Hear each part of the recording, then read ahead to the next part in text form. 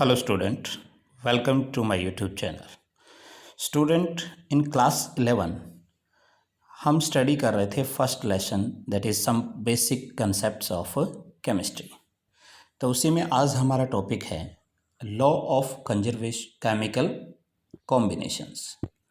अब जो law of chemical combinations है,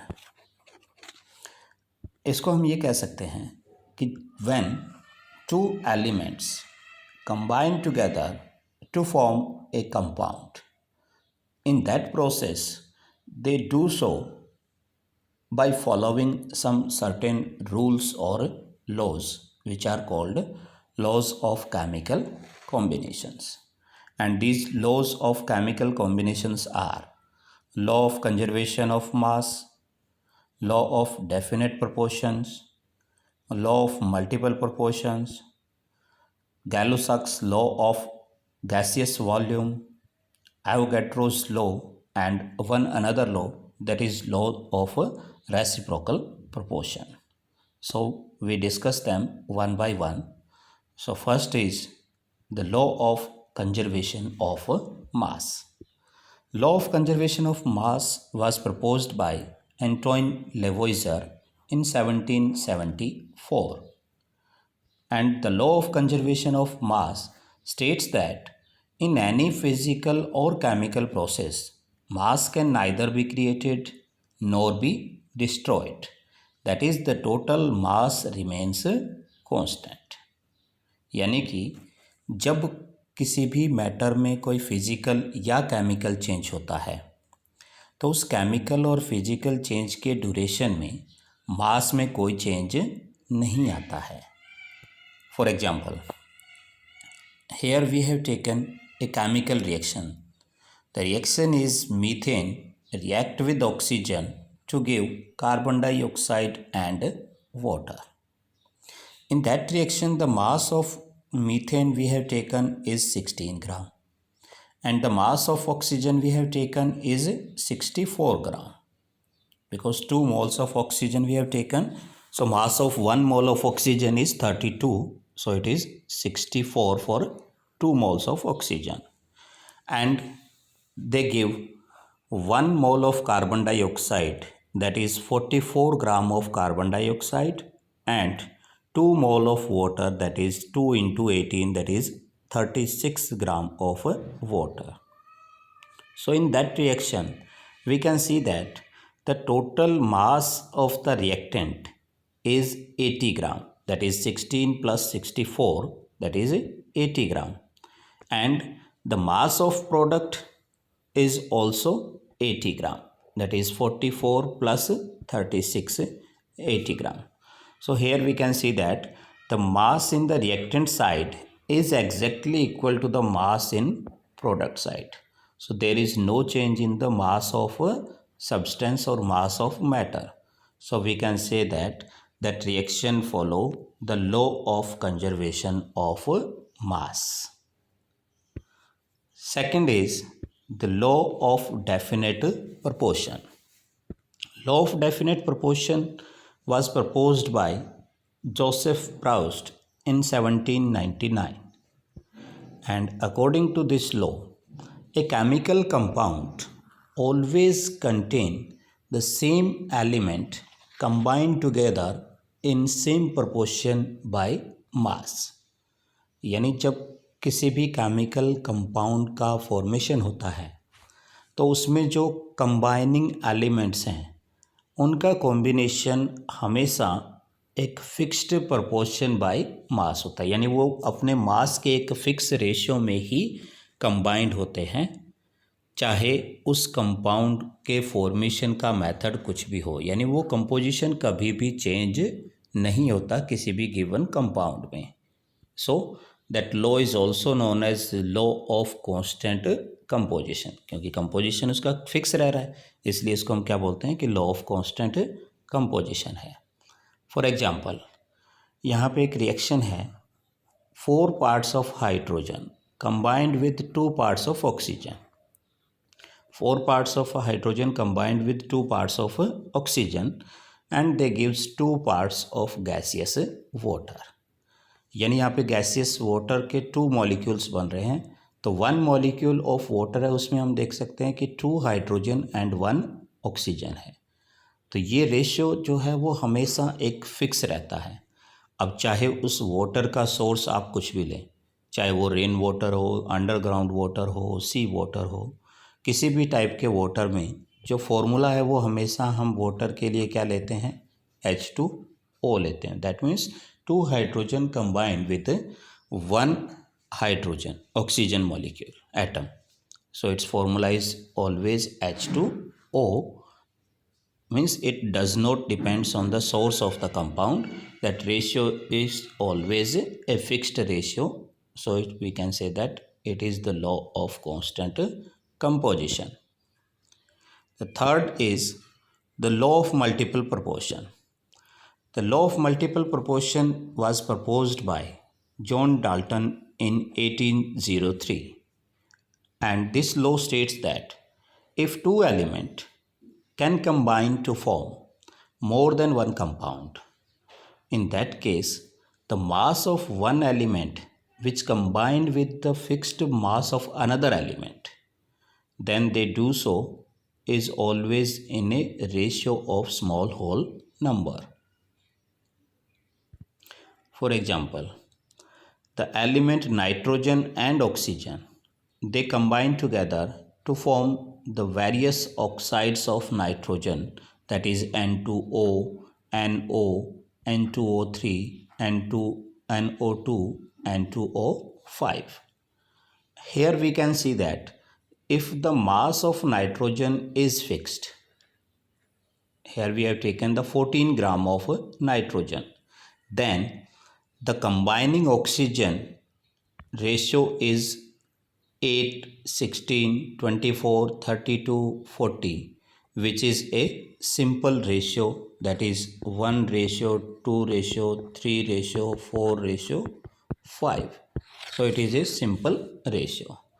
So we can say that when two elements combine to form more than one compound and the mass of one element is fixed, then the mass of other element is in a ratio of small whole number. So that is called law of multiple proportion. Next is the law of reciprocal proportion. Law of reciprocal proportion was proposed by the scientist Richter in 1792, and this law states that when two elements combine separately with a fixed mass of third element, then the ratio of their masses in which they do so is in a ratio of some whole number or same with each other. यानी कि जब कोई दो element किसी तीसरे element के fixed mass के साथ सेपरेटली कंबाइंड होते हैं, तो उस केस में उनका जो कंबाइनिंग रेशियो है वो उनके आपस में कंबाइनिंग रेशियो के सेम होता है या उसका कोई सिंपल होल नंबर रेशियो होता है. For example, two elements carbon and hydrogen, if they combined with a fixed mass of oxygen, carbon और हाइड्रोजन है वो फिक्स्ड मास ऑफ ऑक्सीजन के साथ सेपरेटली कंबाइंड हो रहे हैं, तो कार्बन जब ऑक्सीजन के साथ कंबाइंड होगा तो क्या बनाता है, वो कार्बन डाइऑक्साइड है. और यहाँ पे जो कार्बन और ऑक्सीजन का जो कंबाइनिंग रेशियो है वो क्या होगा, 12 रेशियो